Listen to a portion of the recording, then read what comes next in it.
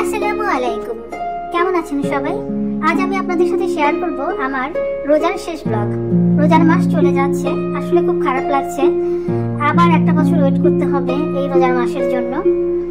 তো আমি করেছিলাম খাসির কাচ্চি বিরিয়ানি। পেস্তা বাদামের শরবত কিনে আনা হয়েছিল আমাদের পাশের রয়্যাল রেস্টুরেন্ট থেকে।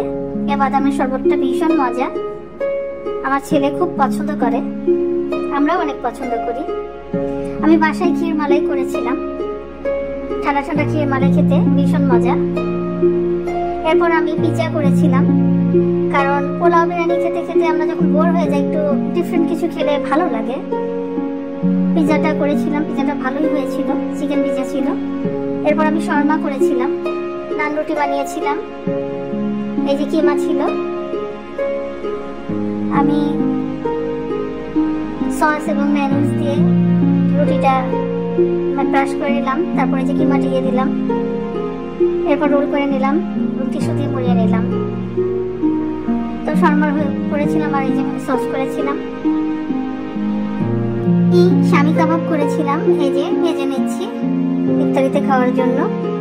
এরপর আমি চটপটি করেছিলাম, একটু চটপটা খেতে ইচ্ছে করছিল, কারণ রোজা থাকতে থাকতে আসলে মুখ একদম সিদ্ধ হয়ে যায়, তাই একটু ভাজা টাজা চটপটি খেলে আসলে মুখটা একটু ভালো হয়। যদিও এটা স্বাস্থ্যের জন্য অনেক খারাপ, কারণ শরীর সুস্থ থাকতে হলে হেলদি খাবার খেতে হবে, আর ভাজা পোড়া এগুলো আসলে ঠিক না। এই যে চটপটি আমি রেডি করে ফেলেছি।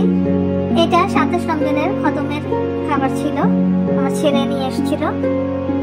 আর চকলেট মিল্কশেক করেছিলাম, ঠান্ডা ঠান্ডা খেতে অনেক মজা। আর আমরা যখন উমরা হজে গিয়েছিলাম তখন সৌদি আরব থেকে আমরা বিভিন্ন ফ্লেভারের ট্যাং এনেছিলাম। এখানে 3 ধরনের ট্যাং আছে, অরেঞ্জ, ম্যাঙ্গো আর লেমন। আমি প্রতিদিনই শরবত বানাতাম, তবে আজকে আমি 3টা ফ্লেভারে দিয়ে মিক্সড একটা শরবত করেছিলাম, খেতে অনেক মজা ছিল। এই তো পরিবেশন করলাম। এরপর আমি হলো রাইস করেছিলাম, সাথে একটু ভাজা পোড়া ছিল, খেতে অনেক মজা ছিল। এরপর আমি তরমুজের জুস করেছিলাম, ঠান্ডা ঠান্ডা তরমুজের জুস খেতে কিন্তু অনেক মজা। এই যে আমি ঢেলে দিচ্ছি।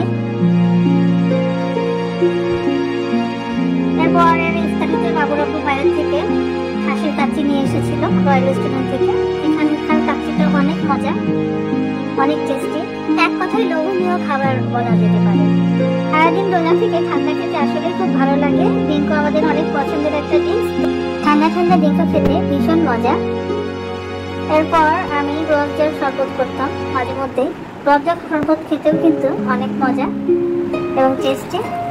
তো আজ এই পর্যন্তই, সবাই ভালো থাকবেন, আল্লাহ হাফেজ।